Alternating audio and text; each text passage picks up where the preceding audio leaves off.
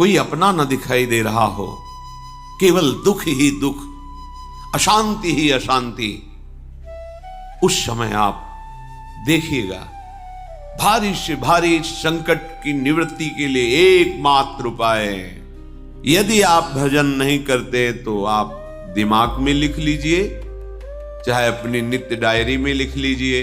आप एक बात पर विश्वास कर लीजिए कि आपको कोई भी सुखी नहीं कर सकता। यदि आपको कोई सुखी कर सकता है तो आप हैं। बिल्कुल घनीभूत अर्थात ठोस बात है, इसे समझ लेना। यदि आप अपने विचार के द्वारा, विवेक के द्वारा अधर्माचरणों का त्याग करके धर्म पूर्वक जीवन व्यतीत करते हुए भगवान नाम जप करते हैं, तो पूर्व पाप कर्म के अनुसार जब देह रचा गया तो उसमें जो प्रारब्ध दुख सुख का है वो तो आएगा, पर आपको परास्त नहीं कर पाएगा। और आगे आपके लिए महासुख है जो दुख और सुख दोनों से परे है। अखंड प्रसन्नता, अखंड आनंद, वो केवल आपके करने से होगा। उपदेश मिल सकते हैं, मार्ग बताया जा सकता है, आपको सहयोग मिल सकता है, पर चलना आपको होगा। यदि आप नहीं चले तो ये कहीं भ्रम हो कि मैं कहीं जाऊं और मेरी दुख निवृत्ति हो जाए, तो इस भ्रम को छोड़ देना। क्योंकि हम आप तो बहुत छोटे जीव हैं, अर्थात बहुत लघु तपस्या, लघु पुण्य वाले हैं। हम उन महापुरुषों की बात करते हैं जिन्होंने आजीवन ऐसा तप संचय किया, फिर भी उनके शरीर में भारी से भारी दुख देखे गए। ये दुख और सुख एक भ्रमात्मक इंद्रजाल है माया का, ना दुख है न सुख है। जैसे जो सपने सिर काटे कोई, बिन जागे दुख दूर न होई। ऐसे स्वप्न में तुम चक्रवर्ती सम्राट बन जाओ तो जगने पर तुम थोड़ी रहोगे, तुम जो हो वही होगे। हम भगवान के चिदानंद अंश हैं।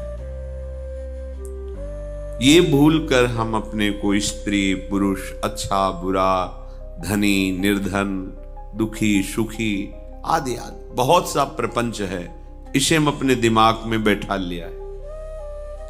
जब तक आप ये प्रपंच नहीं छोड़ोगे तब तक आपको सुखी कोई कर ही नहीं सकता, क्योंकि दुखालयम नाशवान संसार का तो तुमने अस्तित्व रखा है।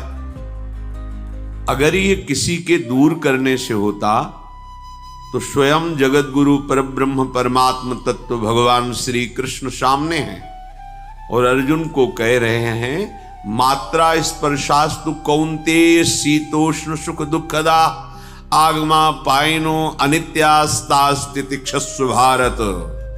हे भारत, हे अर्जुन, ये आने जाने वाले अनुकूलता प्रतिकूलता, गर्मी शीतलता, अर्थात काम क्रोध लोभ मोह मद मत्सर अपमान निंदा, ये सब ताप पहुंचाते हैं। अनुकूलता सम्मान यश कीर्ति धन वैभव मानी हुई मान्यता, ये सब शीतलता पहुंचाते हैं। ये उष्णता और शीतलता, अनुकूलता और प्रतिकूलता आने जाने वाले हैं। भगवान ये नहीं कह रहे मैं मिटा दूंगा, कह रहे तास तितिक्षस्व भारत। हे अर्जुन, ये तुम्हें सहना होगा। यदि तुम इसे सह गए तो तुम्हारे हृदय में ऐसी स्थिति प्रकट हो जाएगी कि फिर ये स्पर्श भी नहीं कर पाएंगे। सहने से तुम्हारी भक्ति बढ़ेगी, तुम्हारा चिंतन बढ़ेगा, तुम्हारा स्मरण बढ़ेगा, सत्य वस्तु के लिए, सत्य तत्व के लिए तुम सुखी हो जाओगे। बिल्कुल खुली बात। आडंबर नाटक पाखंड इसकी जरूरत नहीं है। प्राकृतिक भोगों में सुख बुद्धि, देहाभिमान, विद्या रूप महत्व कुल धन यौवन अभिमान, यही तुम्हारे दुख का मूल है और ये कोई दूसरा नहीं हटा सकता। ये तुम्हें अपने विवेक सत्संग से प्राप्त हुए विवेक के द्वारा, शास्त्र स्वाध्याय से प्राप्त हुए विवेक के द्वारा इसे तुम्हें त्यागना है। दुख तुम पकड़े हो तो छुड़ा कौन सकता है? छुड़ाना तो आपको ही पड़ेगा। अगर कोई वादा करता है कि मैं आपको दुख रहित कर दूंगा, मुझे आज तक समझ में नहीं आया। दुख रहित होने का जो उपाय है वो गुरुजन, महापुरुष, संत जन बताते हैं कि जब चारों ओर अंधेरा छा रहा हो, कोई अपना न दिखाई दे रहा हो, केवल दुख ही दुख, अशांति ही अशांति, उस समय आप देखिएगा कोई एक है जो आपको बहुत प्यार कर रहा है। वो हमारे प्रभु हैं। आप जिनकी तरफ पीठ किए हो और जहां दुख है उधर मुख किए हो, वापस घूमो, सन्मुख होइएगा। सन्मुख होए जीव मोहि जबहि, जन्म कोटि अघनाशों तबहि। करोड़ों जन्मों के पाप नष्ट कर देते हैं भगवान। जहां प्रभु की तरफ हुए तो पता चला बहुत जन्मों से बिछुड़ा था, वो मेरे स्वामी मिल गए। भारी से भारी संकट की निवृत्ति के लिए एकमात्र उपाय भगवान श्री हरि का आश्रय, उनके नाम का जप। सत्य मान लीजिए, आडंबर से कुछ नहीं होना।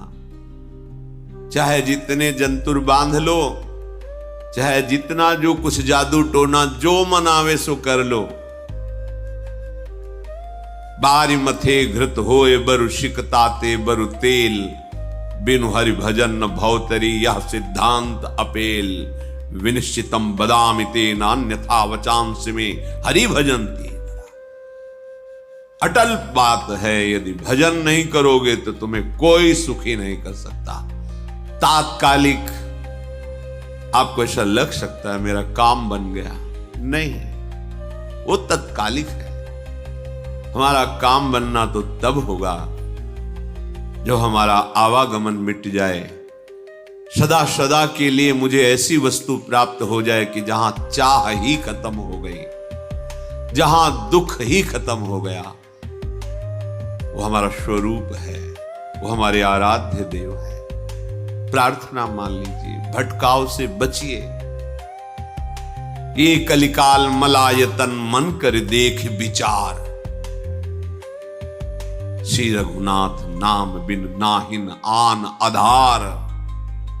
महापुरुषों ने स्पष्ट कहा, ये मलायतन मल का आगार है। मल माने कामना, नाना प्रकार की वासना, भ्रष्ट आचरण, छल कपट, दंभ पाखंड, बोलबाला इसका। एकमात्र श्री भगवान का नाम आधार। जो चाहत है नित्य सुख अर मन को विश्राम, तो हित ध्रुव हित सो भजत रो पल पल श्यामा श्याम श्यामा श्याम श्यामा श्याम। यदि सच्चिदानंद शाश्वत सुख चाहते हो, जहां से कभी हटना ना पड़े, केवल सुख ही सुख है, आनंद ही आनंद है, और मन का विश्राम चाहते हो कि भाग दौड़ मन की मिट जाए, तो बस प्रेम से बोलते रहो श्यामा श्याम श्यामा श्याम, राधे श्याम, राधा राधा राधा वल्लभ। ये बड़ी शोध करके महापुरुषों ने बात कही है। यदि आप भजन नहीं करते तो आप दिमाग में लिख लीजिए, चाहे अपनी नित्य डायरी में लिख लीजिए, जो आप दिनचर्या लिखते हैं। आपको कहीं भी कभी भी कोई भी सुखी नहीं कर सकता। गांठ बांध लीजिए, भटकने की जरूरत नहीं है। और यदि नाम जप करने लगे, धर्माचरण करने लगे, तो तुम आशीर्वाद देने वाले बन जाओगे। सातरति सातरति सा लोकांतारयति। ध्यान दीजिए, वो तर जाता है, वह तर जाता है, वो लोकों को तार देता है। जब पृथ्वी में भयंकर पापाचरण की वृद्धि हुई, असुरों के द्वारा प्रेरित होकर के जहां भी धर्माचरण, नाम कीर्तन, यज्ञ, हवन, होम, ऋषि मुनि विध्वंस कर दो। क्या हुआ? कोई दूसरा दिखाई दिया क्या? नहीं, किसी की सामर्थ्य नहीं थी। सब मिलकर के ब्रह्मा जी के पास गए, जो ईश्वर कोटि के महापुरुष। सबने ब्रह्मा जी से प्रार्थना की।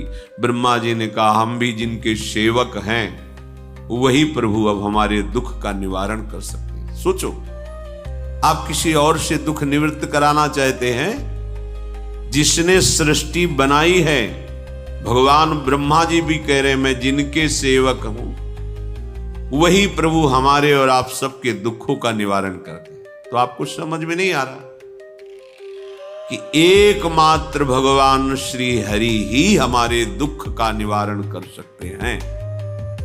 हमें कहीं भागने दौड़ने की जरूरत नहीं है। साधु समागम इसलिए किया जाता है कि हृदय पवित्र हो जाए। पवित्र हृदय की पहचान बुद्धि में विवेक का प्रादुर्भाव हो जाए, और विवेक से मोह का नाश करके हम निरंतर प्रभु के प्रेम में डूबे, भजन में डूबे। सबने एक साथ मिलकर के विचार किया कि महासुख सिंधु प्रभु से विनय करनी तो कहां जाया जाए? वैकुंठ चले, किसी ने कहा क्षीर सागर चले। अपनी अपनी भावना व्यक्त कर रहे थे। तेहि समाज गिरजा में रहू, अवसर पाई वचन एक कहू, हरि व्यापक सर्वत्र समाना, प्रेम ते प्रगट होई मैं जाना। हे गिरिजा, परम वैष्णवाचार्य भगवान महादेव जी कहते हैं, उस देव समुदाय में हम भी थे। हमने कहा कि हमारे तो हृदय में बात ऐसी आती है कि कहीं भागने की जरूरत नहीं है।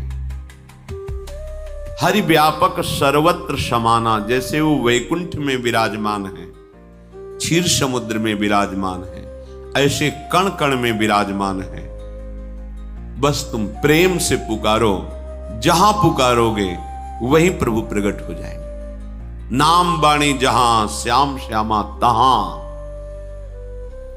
नाम बाणी निकट, श्याम श्यामा प्रगट। सिद्ध सिद्धांत है, भटकने की जरूरत नहीं।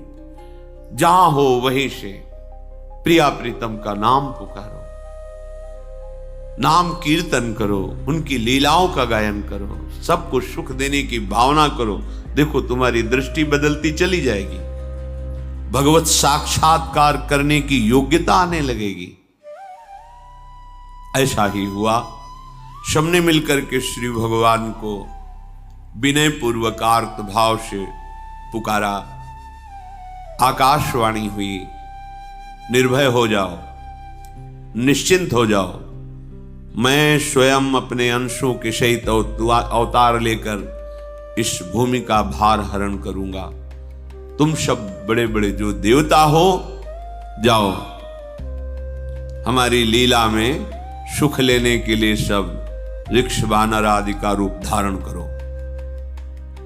ब्रह्मा जी, महादेव जी, बड़े बड़े ईश्वर कोटि के लोकपाल बहुत प्रसन्न हुए, क्योंकि भगवद वाणी सत्य है, त्रिकाल सत्य है। सबको विश्वास हो गया कि अब मारा तो जाएगा ये महासुर, जिसको लगता था कोई ना मंत्र के द्वारा मार सकता है, ना अस्त्र के द्वारा मार सकता है। स्वयं श्री भगवान पधार रहे। भगवान ने, जो निरंतर भजन प्राण रहते हैं, कश्यप जी, अदिति जी, वो भगवान के वात्सल्य में भरे थे। प्रभु जब प्रकट हुए तो उनसे कहा, मुझे आप जैसा पुत्र चाहिए। प्रभु ने कहा कि मेरे जैसा तो मैं ही हूं, अद्वितीय हूं, दूसरा कोई है नहीं, मैं ही अवतरित होऊंगा। भजन में देखो कितनी सामर्थ्य है। जगत पिता को पुत्र रूप में प्राप्त कर रहे हैं। वही चक्रवर्ती सम्राट अवधपुरी के नरेश महाराज दशरथ जी के रूप में, जिनकी महामहिम अद्भुत सौभाग्य प्राप्त करने वाली 3 ये रानियां, श्री कौशल्या जी, श्री कैकेयी जी, श्री सुमित्रा,